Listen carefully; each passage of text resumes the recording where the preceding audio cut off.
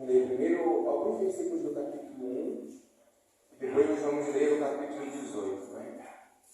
Quero aqui já deixar minhas considerações de agradecimento ao Senhor por esta noite. Amém? Agradecer ao pastor Júlio, a pastora Glória, ao pastor Alexandre, amém? Todos os irmãos dessa casa que sempre nos recebem com tanto carinho. Agradeço a Deus pela vida da minha esposa, minha filha que está ali. O time está completo hoje. Glória a Deus. Jogar com o time completo é diferente, né? Eu agradeço a Deus pela sua vida. Você chegou aqui. Você pode dar glória a Deus por isso? Trabalhando com jovem adolescente, eu sempre costumo dizer: muitos querem, mas não podem. Muitos podem, mas não querem. Mas nós podemos e queremos. E por isso damos glórias ao nosso Senhor. Confessa as irmãos que estão um pouquinho nervosos. A casa é conhecida, o texto é conhecido, o pregador é conhecido, a maioria dos irmãos é conhecido, mas é a primeira vez que eu pego uma abertura de campanha, então estou nervoso.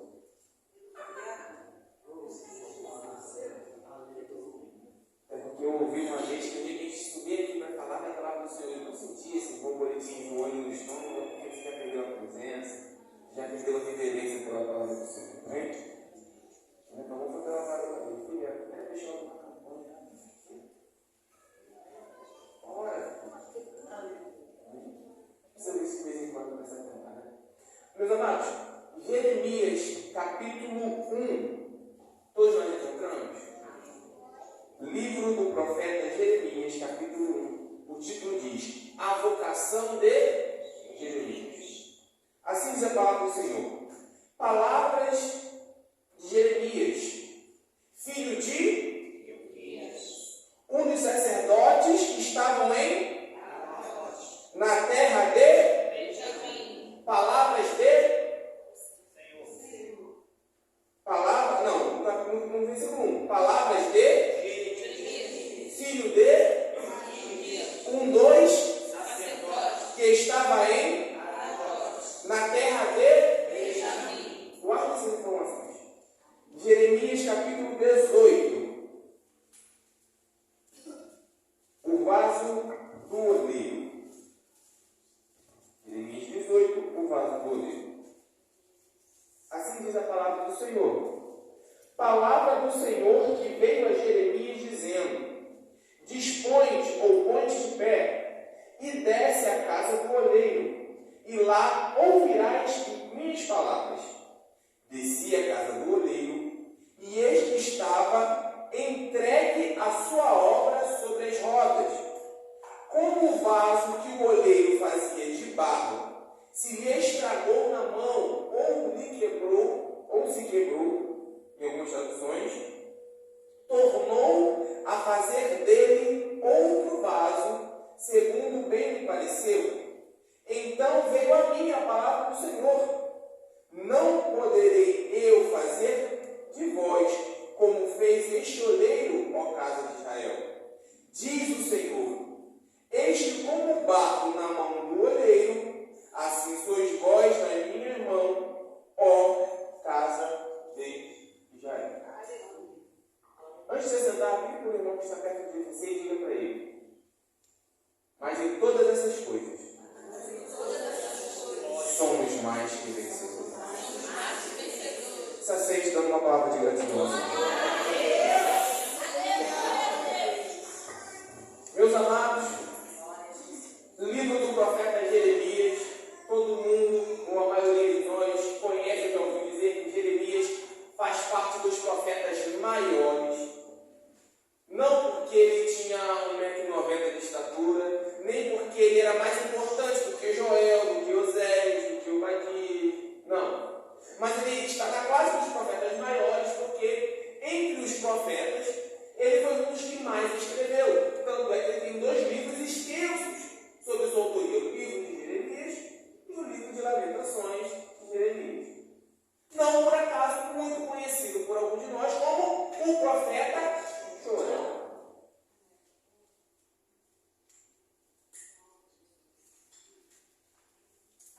Um pouco parecido com a minha pastora.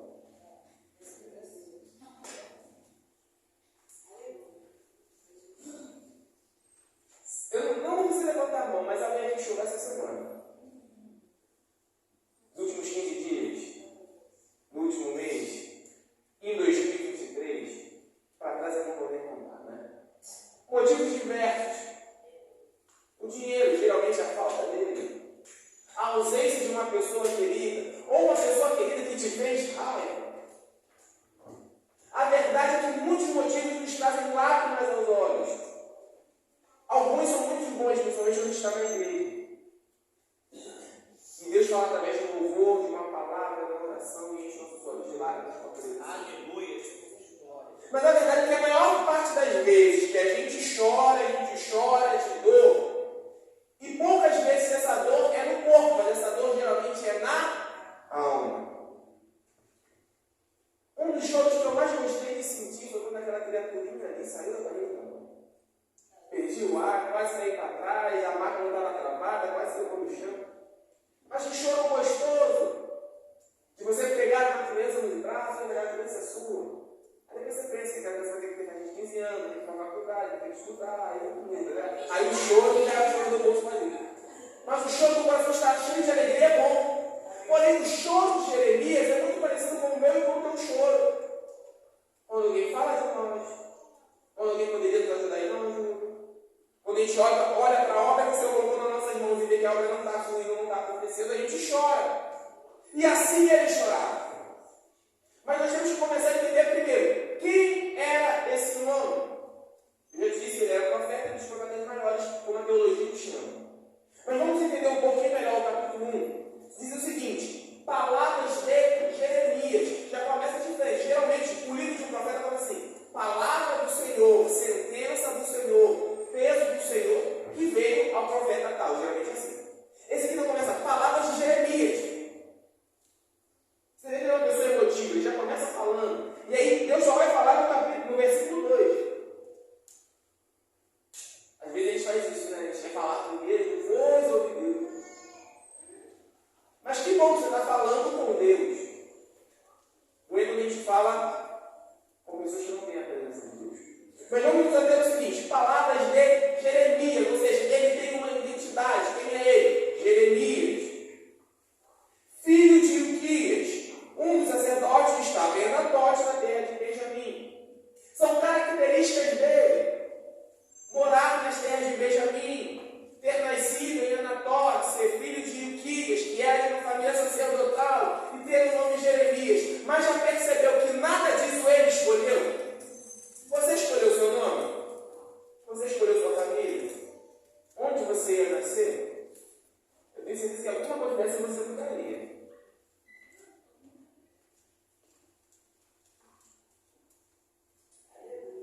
De repente, em outro país, uma família desatribulada, de repente, ser cunhado de uns pés de leitura de pai, de repente, um nome. Eu tenho um nome do meio ali que eu acho que eu trocaria, porque não é muito convencional. Mas a verdade é que tudo que o caracteriza são coisas que ele não escolheu. Escolheram por ele.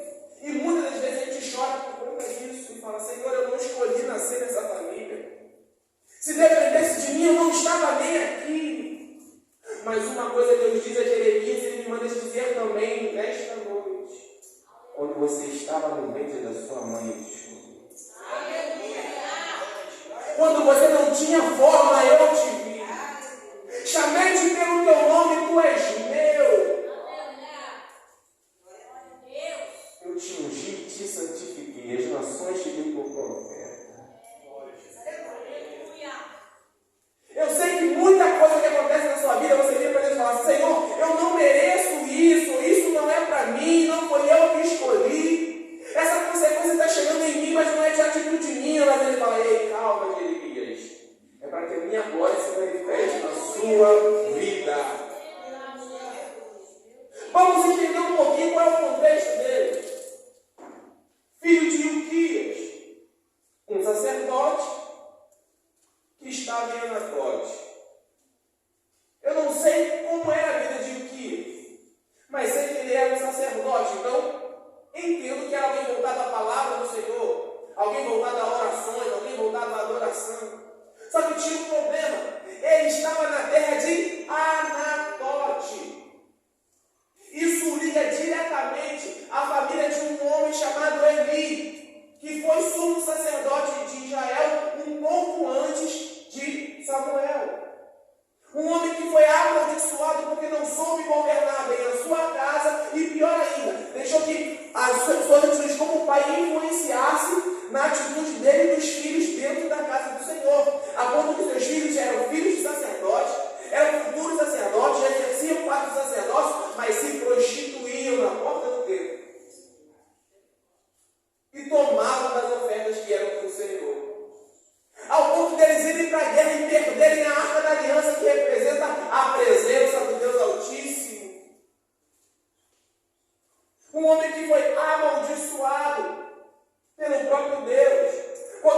a boca do profeta Samuel aí numa criança para dizer, olha, será que tinha esse ministério da tua casa?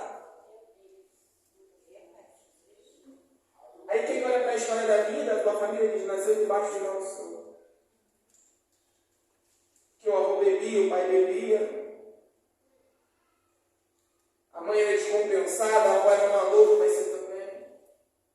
Porque o mundo julga assim, ó. Aí deram uma segunda chance para a família de Levi.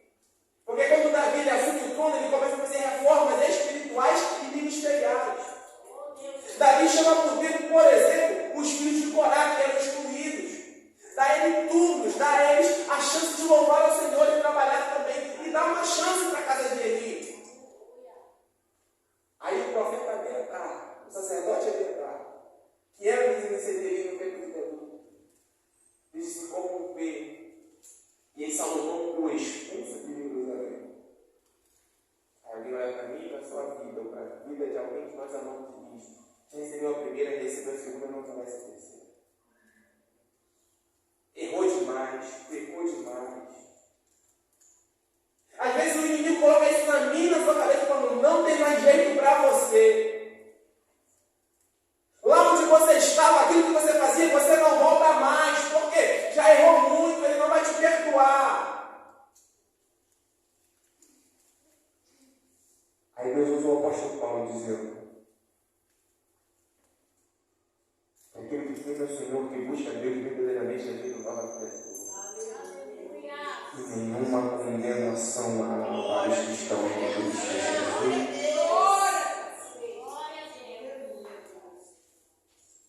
Então, eu entendo que mesmo que ele estudasse para ser sacerdote, mesmo que ele aprendesse como seu pai, dificilmente ele chegaria a esse ofício. Porque havia uma mulher contrária à família dele. E onde ele nasceu, a terra de Benjamim, é a terra de Saul. Os benjamitas, no finalzinho ali do livro de Juízes, você pode ver que eles se revoltam, eles causam um mal muito grande a Israel. Alguém vai falar assim, a história de Jeremias começou toda errada. Nasceu para dar errado, já veio com um projeto falido.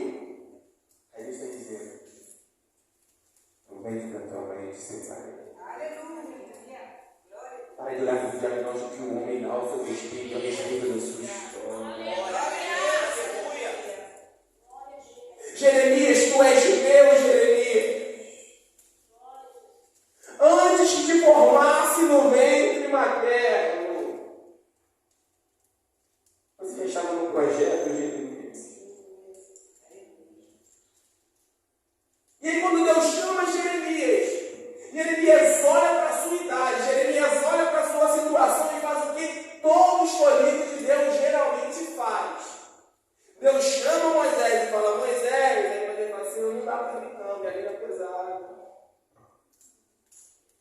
Envia a quem o Senhor há de enviar, o Senhor pede para outra pessoa aí. Aí ele fala, Moisés, mas não colocaram, mas o Senhor não vai dar, fica dando desculpa, sabe?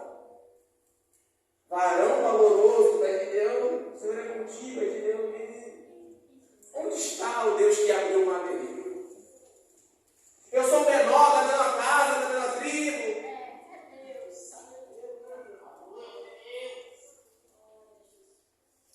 Mas sabe o que ele diz?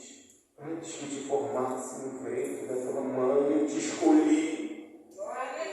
Eu sei o que eu estou fazendo, eu não erro. Alguém pode se levantar e dizer, mas eu não queria ter nascido nessa família, eu não queria morar nesse lugar, mas ele diz, é aí que você vai prosperar. É aí que você vai prosperar. É aí que eu vou te usar, é para essas pessoas que você vai falar. E eu estou te dando autoridade, Jeremias, porque quando você abrir a sua boca, eu te encherei. E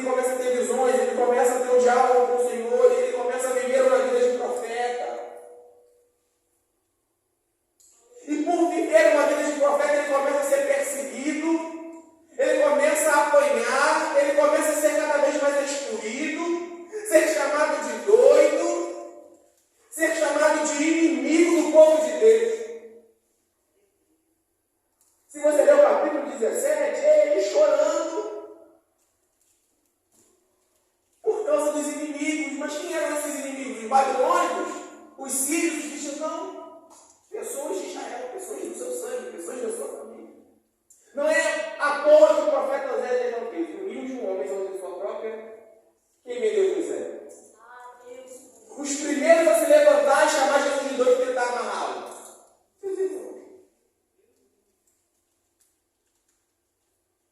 Quem virou para Davi e falou: Davi, sai daqui, porque eu comecei a pensar no seu coração que é ruim.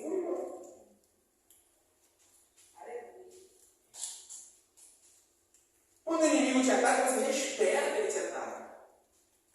Você já está com o pé atrás. Mas é quando aquela pessoa que tem que te proteger, te acolher, te abraçar, te acolher.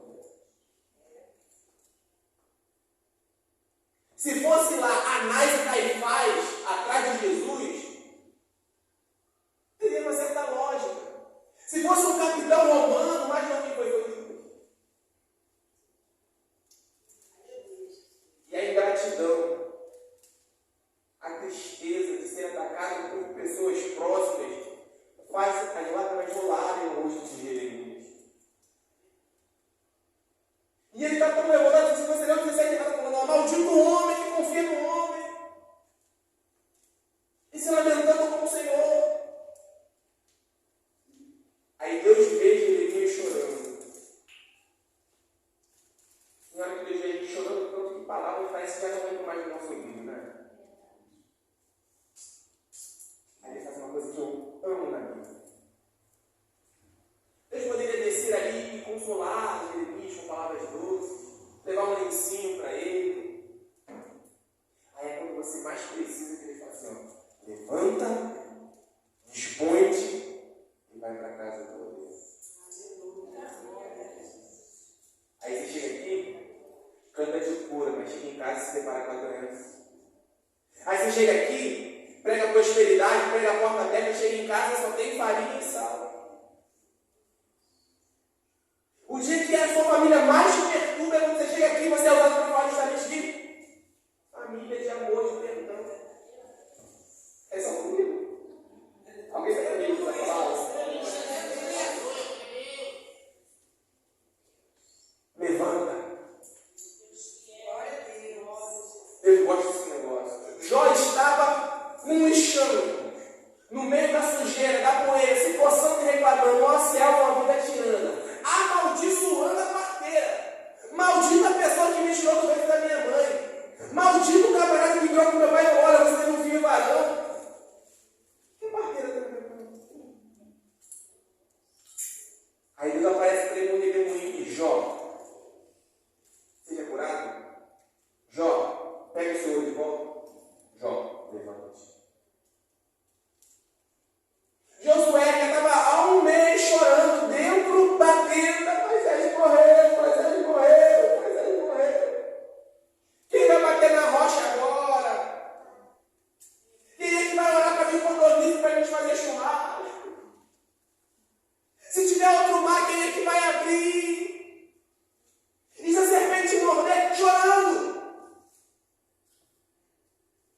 É a palavra do Senhor vem a Josué, servo de Moisés, servo do Senhor, filho de Nun, diz: ponte de pé, anima-te, esforça-te. Aí um camaradinha estava pedindo esmola na Porta Formosa: me dê ouro, me dê prata, me dê um denário, me dê um pedaço de pão. Às 3 horas da tarde ele foi pedir para a pessoa errada, ou melhor, para a pessoa certa. Ele olhou 2 camaradas subindo e falou: ei, me dá um dinheiro, rapaz. Eu não tenho ouro, eu não tenho prata. Mas o Pedro te dou. Levanta. Levanta e resplandece. Levanta, toma uma posição, toma uma atitude. Levanta.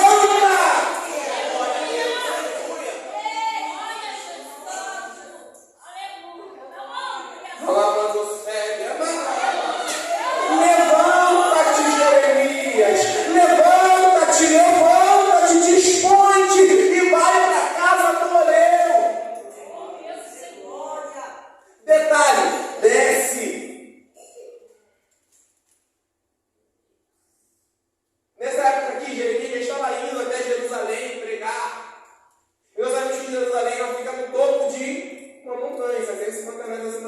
nota. Aí Deus fala, Jeremias, desce. Eu fiquei pensando, Senhor, por quê? Porque um oleiro geralmente ele gostava de morar perto dos vales para facilitar o seu trabalho. E aqui eu já comecei a entrar na mensagem. Por que, Daniel? Preste atenção no versículo 6. Não poderei eu fazer de vós como fez este oleiro ao casa de Israel. Diz o Senhor, eis que como é o vaso. Vamos entender uma coisa aqui. Existem cerca de 200 tipos de barro, argila, no mundo. Mas desses 200, só 8 presta para fazer vaso. Porque muitos são chamados.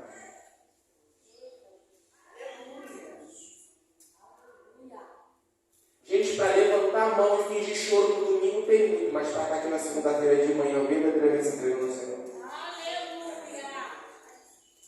Gente, para dizer que ama a Deus tem muito, mas gente com coragem suficiente de olhar nos olhos de quem te magoou e falar assim, eu te perdoo em nome de Jesus. Leproso querendo ser curado tem 10, mas para voltar e agradecer, aí ele se pergunta porque os lugares não estão cheios, porque dá para a multidão individual. Tem 200, mas só 8 é que presta, só 8 é que serve. Só 8 tipos de argila presta para fazer vasos ou outro tipo de material com barro, são modeláveis. Porque os outros são muito arenosos, são muito moles. Tem gente que não chegou aqui, é mole demais.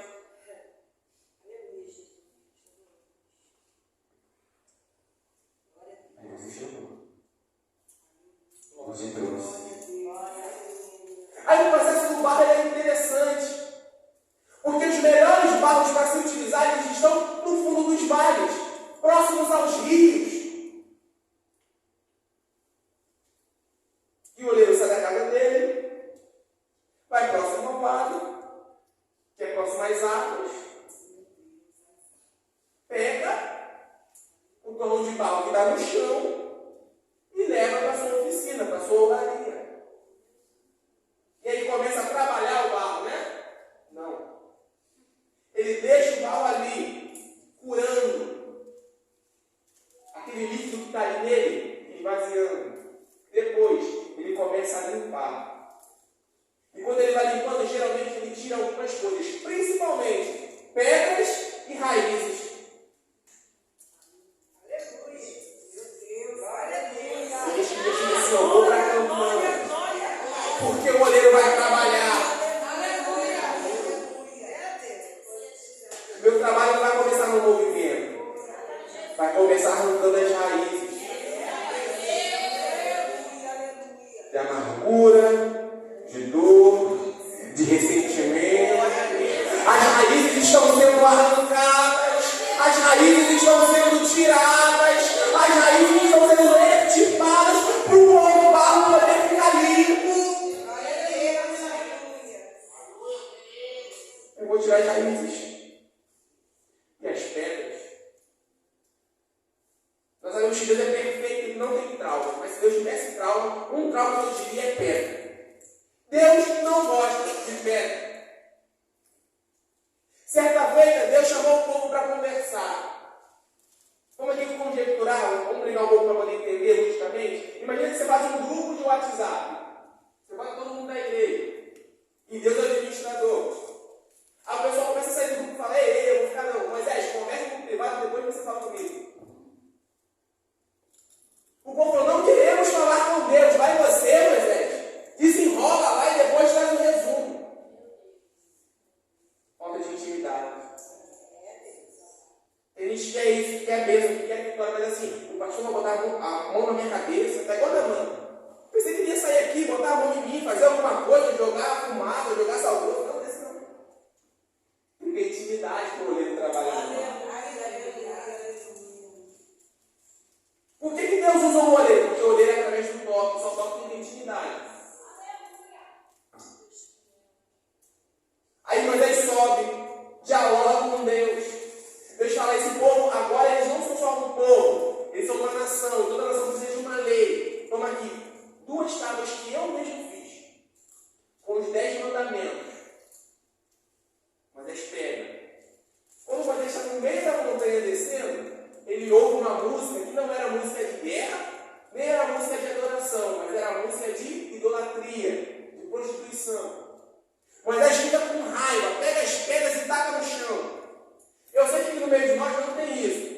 Mas o pessoal dali do trem para lá para Belfort Roxo, que lá de lá, às vezes tem umas brigas dentro de casa. Aí o pessoal pega um prato, você taca na parede e fala, por quê? Tacando na parede, vamos dar na sua cara. A gente não faz isso, mas o povo de lá faz. No nosso meio não tem isso. Estou tacando no chão para não te acertar. Eu creio que Moisés conhece esse sentimento que Moisés teve. Quebrou as tábuas, porque ele queria pegar o povo. Aí ele volta para falar com Deus. Ele fala assim, tá bom. Acalmou, matou quem tinha que matar, destruiu o bezerro de ouro. Mas é o seguinte, e as leis? Agora você, Moisés, vai pegar as tábuas e vai escrever na sua mão. Às vezes, a raiva do outro ser humano vai nos quebrar presente que Deus colocou na nossa. Aí depois, Deus ainda deu a segunda chance, vai trabalhar com pedra de novo com Moisés. O povo quer água, Moisés bate na rocha. Mas ele pega o cajado, acerta a rocha e a rocha sai água. Representando Cristo antes de ser crucificado. Quando ele é crucificado, uma lança pura e sai o quê? Na segunda vez que o povo está pedindo água de novo, Deus fala, Moisés, fala com a rocha, pede, fala. Aí o povo está no ouvido de Moisés se irrita de novo, tinha acabado de perder Miriam, ou do Lucas, ele pega e bate na rocha. A água sai. Para quem viu, está tudo tranquilo, não. Nem sempre o que dá certo é certo. Deu certo, mas não estava certo. Por quê? A segunda vez na rocha é para representar o Cristo ressuscitado. Que a gente pede para ele e ele responde. Não precisa bater, não precisa de força humana. Aí Moisés não santifica a rocha. Isso irrita a Deus, eu falo, não pode trabalhar com terra. Aí no livro de Ezequiel, você vê falando assim, ó, eu vos darei um novo coração, retirarei o coração de está endurecido. Você consegue moldar a pedra? Deixa eu ver se hoje vai dizer, eu preciso de gente maleável no mundo. Gente que entende e aceita o meu toque. E gente que sabe que o propósito é maior do que as birrinhas. Que o propósito é maior do que o ego. Deixa ser moldado, deixa ser transformado.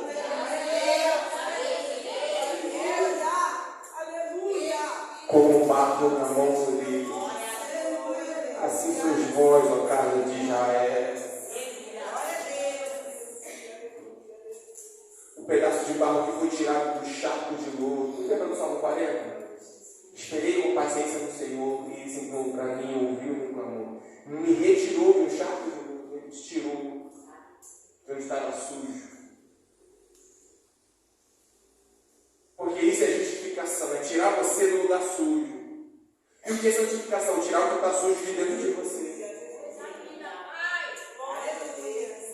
A gente vê, infelizmente, a noiva de Cristo hoje, algumas partes da noiva de Cristo não andando. Por quê? Até saíram do mundo, mas não querem tirar o mundo de dentro de si. É o povo que sai do Egito, mas não quer tirar os costumes do Egito de dentro. Deixa eu falar, e deixa eu arrancar as raízes. Deixa eu tirar o coração de pedra, deixa eu tirar essas pedras, porque as pedras atrapalham o moldar. Não vai dar liga. Um dos motivos para o barro ele se quebrar nas rodas, ou ele não ficar na forma, é porque ele está sujo, está com elementos estranhos. Corpos estranhos precisam ser expelidos.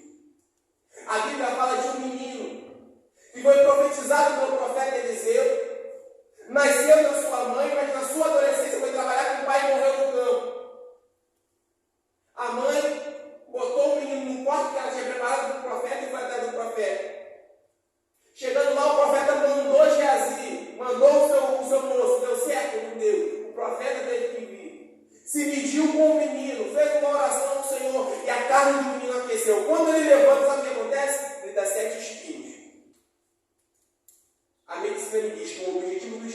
é eliminar corpos estranhos. Para a campanha dar certo, para você contar o milagre lá no último dia, no final, elimina o que é ali. Bota para fora aquilo que não veio dele. Bota para fora aquilo que atrapalha o processo. Ei, diga, sai em nome de Jesus. Eis que nos deu o poder para pisar serpentes e escorpiões e desfazer toda a obra do maligno. É do mal, manda embora. Está te atrapalhando, tira. É melhor que você arranque o seu lado direito do que ser todo o seu corpo lançado no inferno. E quem está limpo, deixa eu te limpar.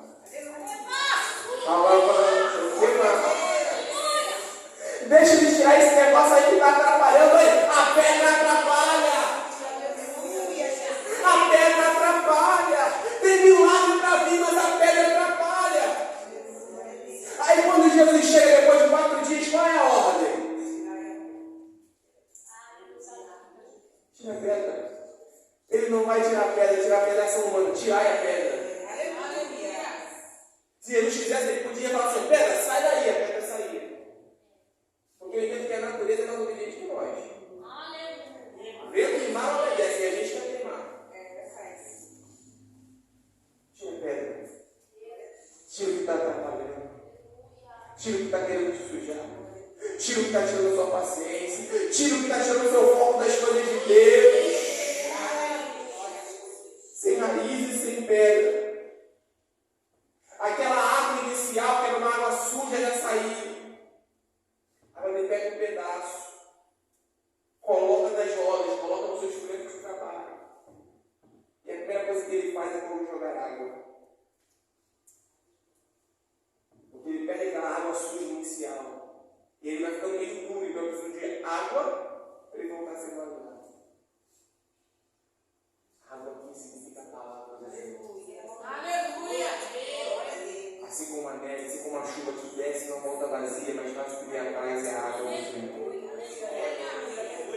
Se tu soubesse que Ele te pede, tu dirias: dá-me de beber, e Ele te daria água viva, e tu nunca mais sentiria sede. Daniel, mas Ele me deixou lá parado para sair coisas de mim. Sim, mas Ele falou: eu vou te dar coisas melhores. A água que saiu for suja, eu vou te dar água limpa. Eu vou te dar água que vai te dar forma. E onde tem água, tem operar. A terra estava sem forma e vazia, mas havia árvores que tu pairava sobre a face das águas, até que Deus disse: haja luz. Se tem água, ele trabalha. Montanha de um lado, montanha de outro, Faraó atrás, o mar na frente, tem água de trabalho, passa. Se tem água, ele trabalha. Não tinha água no Calvário, então saiu água dele, porque na água ele trabalha. Acabou o vinho, mas tem água das pedras de pedra. Se tem água, ele trabalha.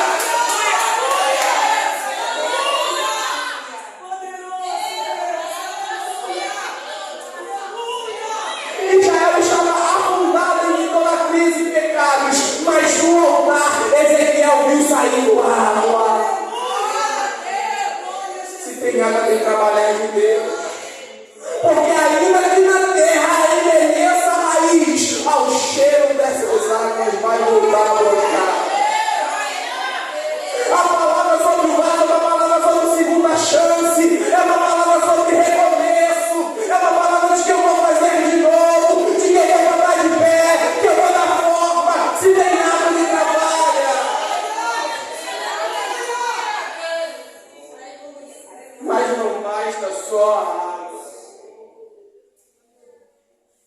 Tinha água do Mar Vermelho em Piairote? Tinha. Mas quando é que o mar começa a se abrir? Quando Moisés levanta o cajado. Quando que as águas do Rio Jordão se abriram? Quando os levitas carregaram a arca e colocaram o pé. Tem que ter água. Para derrubar gigantes, Davi foi aonde? Do rio. E no fundo do rio tinha seixos. Mas só água aí não adiantaria. Teve que ter um levantar de cajado, teve que ter um caminhar de levita e teve que ter um girar de fundo, ou seja, é ato movimento que trabalha o barro.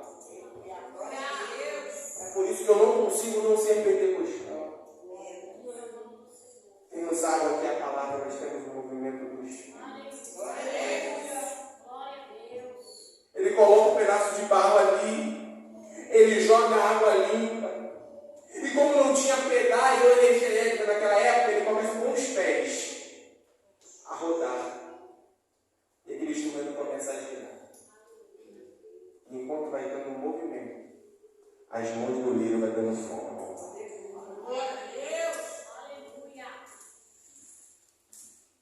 Presta atenção. Vou começar a agir quando você começar a se mover. Josué, te darei por herança onde pisar a planta dos teus. Aí Jesus disse para os discípulos: ide de dois em dois, de cidade em cidade. Caminha, se movimenta. Por que clamas a mim? Diga ao povo que movimenta. Anda, caminha, faça alguma coisa. Tem pregador que pega por aí, quando você age, o céu reage. Não. A Bíblia tem uma ordem. Primeiro ele, depois nós. Aí tem uma teoria de que Jesus só parou porque o cego gritou. Não, o cego gritou porque Jesus passou. Primeiro a presença dele vem, a presença dele nós temos que reagir. A presença dele está aqui, qual tem sido a nossa reação? A presença dele te divide de madrugada, qual tem sido a tua reação? A presença dele te refreia quando você pensa em fazer alguma coisa errada, mas qual tem sido a tua reação? Reage à presença dele na tua vida. Você está vivo, mexa-se. Quem aqui já foi no quartel, eu tenho alguém da família que conhece muito bem a frase. O corpo que não vibra é o esqueleto que se arrasta. Fala de movimento, de andar, de marchar, de ir para frente, de se colocar de pé. Haja, porque ele já agiu. Ele já deu o primeiro passo, agora é contigo. Ele já deu a ordem, agora é com você. Deus não vai agir, Deus já agiu e está agindo, porque ele diz: eu trabalho, meu Pai também trabalha. Tem água, tem movimento, então entre no movimento que Deus está fazendo na sua vida.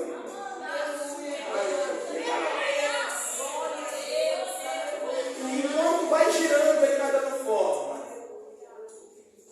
Mas sabe o negócio que eu acho lindo? A mão que trabalha fora é a mesma mão que trabalha dentro.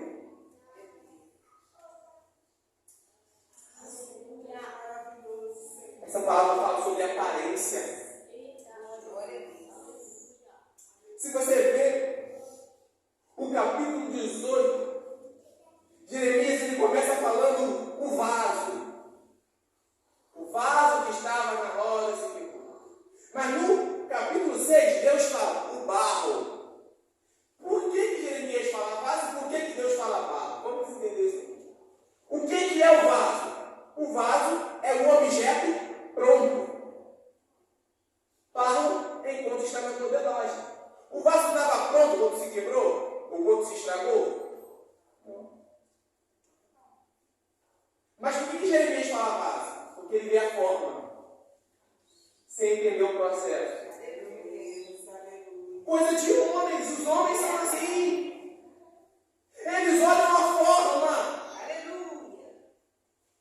Mas isso aí é uma mulher de 17 anos que cuida de ovelha. O outro lá é grande, é forte. Eis o escolho do Senhor. Samuel, tu olha a aparência, mas eu sou dos corações. Tem gente se iludindo com a forma, mas ele é que coloca a mão dentro do vaso e sabe como está. A capacidade de um vaso não é o quanto ele é bonito por fora, mas o quanto a mão do oleiro trabalhou por dentro.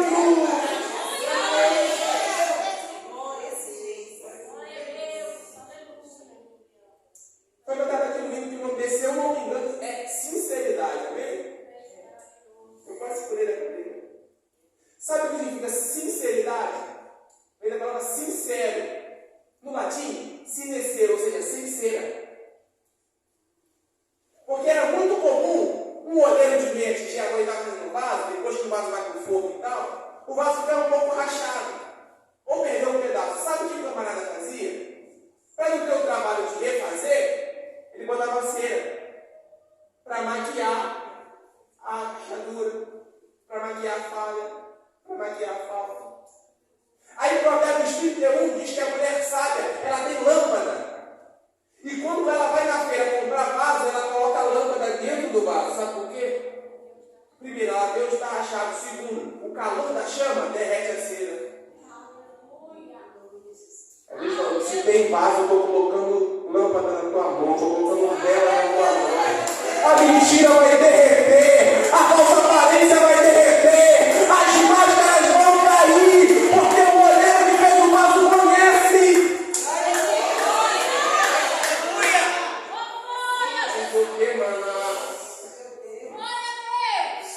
Tem Jeremias chamando o barro de vaso. Mas Deus se manifesta e diz: é barro. E para encerrarmos, casais, já estamos convidando. Aleluia! Tem água? Tem. Tem roda? Tem. Processo de limpeza? Teve. Diferença de quem está pronto, de quem não está, ele mostra. Mas sabe qual é a diferença desse barro para os outros barros? Pergunta qual? Está na mão do olheiro.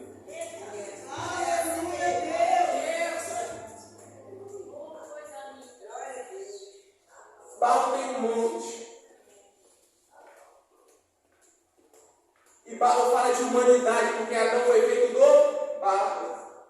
Jó, quando está reclamando com Deus, ele fala: esqueceste que me criaste do barro? Que minha vida é um sopro? Porque barro fala de fragilidade, uma peça de barro que cai no chão quebra. A Bíblia fala sobre pessoas imundas tocando em objetos. Quando se tocava no ouro, tinha que lavar, na prata tinha que lavar, mas no barro ele era quebrado, porque ele é poroso e absorve sujeira. Ou seja, dos objetos que haviam para fazer vasos, o barro era o mais desprezível. Sabe o copo descartável? A verdade é que barro não tem valor para muitas pessoas. Ou se tiver valor, é um valor mínimo, porque o ouro é melhor, a prata é melhor, o cobre é melhor, o bronze é melhor, dura mais, é mais higiênico.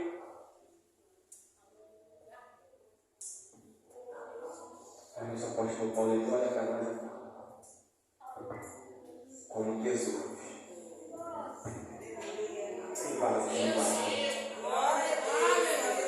Para que a excelência da glória seja dele.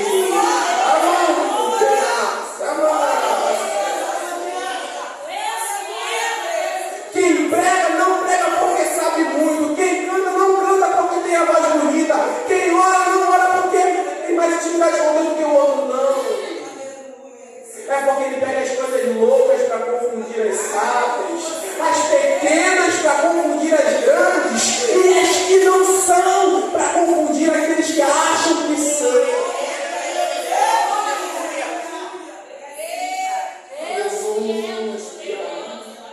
Pode se de pé comigo esta noite, eu quero orar com você.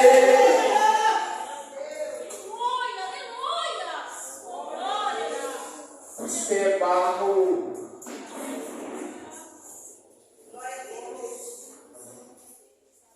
Você é barro. Você é barro. Veio do chão. Estava sujo sim. Mas a melhor característica está na mão do olheiro. Tem barro igual você que veio do chão saiu. Tem barro igual você que está todo sujo ainda. Mas tu está na mão do olheiro. Jeremias estava chorando porque havia um povo que era barro. E se tem uma coisa que o povo de Israel é um barro duro, obstinado de coração, um povo que não aprende, um povo ingrato, um povo tinha profeta e matava profeta. Um povo que se esquecia do Senhor. Aí Deus podia olhar e condenar e falar assim, ó, bichinho de Jacó. Essa palavra que alguém aqui que entrou se condenando, dizendo, eu não vou viver mais o que eu vivi um dia. As promessas foram apagadas. O meu futuro não tem mais jeito, mas ele diz como barro na mão do livro. Assim sois vós, casa de Israel. Não é sobre o que você é, mas é sobre aonde você está. Não é sobre o que você é, porque vaso de barro todos somos. Pedaço de barro, torrão de barro todos somos. Do barro nós viemos e ao barro retornaremos. Qual é a diferença do que está dentro de você? É o que ele escolheu colocar dentro de você. De repente a sua família é pior do que a família de Abiatar. É pior do que a família de Eli. É pior do que quem morava em Anatote. Mas uma coisa eu quero te dizer. Antes que te formasse no seu ventre materno, eu te escolhi. Eu te santifiquei. Te dei chamado de profeta. E você vai edificar. Você vai derribar. Vai trazer sentença. Mas vai trazer cura também. Oremos nesse momento, Pai bendito e exaltado. Nós te damos glória, Senhor. Nós te agradecemos pelo teu cuidado e teu carinho sobre nós, Pai. Não merecemos, mas a tua misericórdia, a sua graça nos alcançou essa noite. Entendemos que somos pecadores arrependidos. E te pedimos agora, Pai, aquilo que está nos atrapalhando, retira do nosso meio. Retira de dentro de nós, Senhor.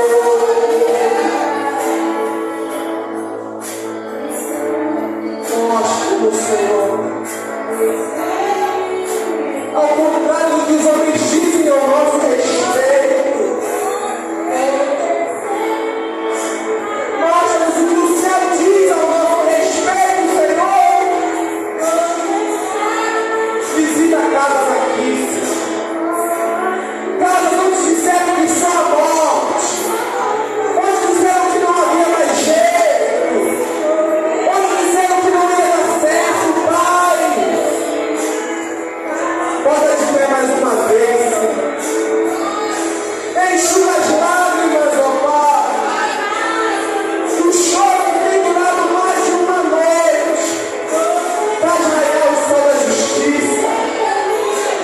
Enxuga as lágrimas dos olhos do teu povo, Senhor.